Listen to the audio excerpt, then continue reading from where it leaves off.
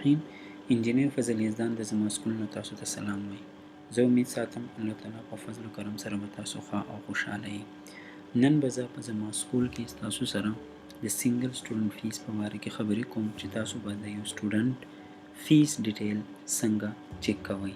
نو راځئ چې زه په تاسو باندې د هغې پریکټس وکړم.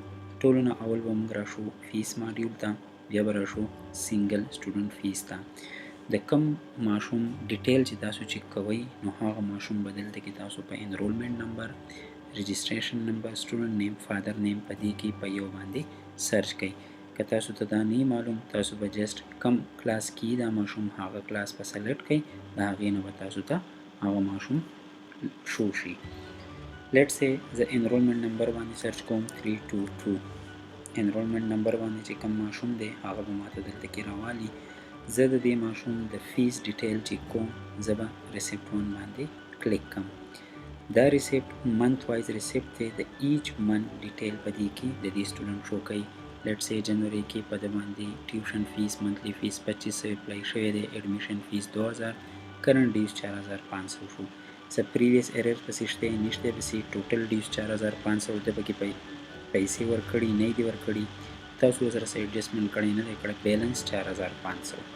په فیبروري او په مارچ په منث کې په د باندې څه فیس نه دی اپلای شوی. اپریل منث کې د پسې 2500 بیا اپلای شوی دی، کرنٹ ډیوز 2500 او دا 4500 دلته کې په ایریرز کې راغلي دي ځکه چې د په دې کې پیمنټ نه و کړی په دغه میاشت کې. نو دا دلته کې ټوټل شو 7000. اوس په اپریل کې د په دې 7000 کې 4500 روپۍ پیډ کړي دي، نو بیلنس 2500 روپۍ پاتې شو. په مئی کې 2500 روپۍ بیا موږ په دې سټوډنټ اپلای کړې، کرنٹ ډیوز 2500 ایریرز دا 2500 ایریر شول، نو 2500 کرنٹ ډیوز 2500 ایریرز نو دا 5000 شوي. نو د مئی د میاشتې پورې د بیلنس 5000 دی، دلته کې ټوټل ډیوز کې 5000 دي.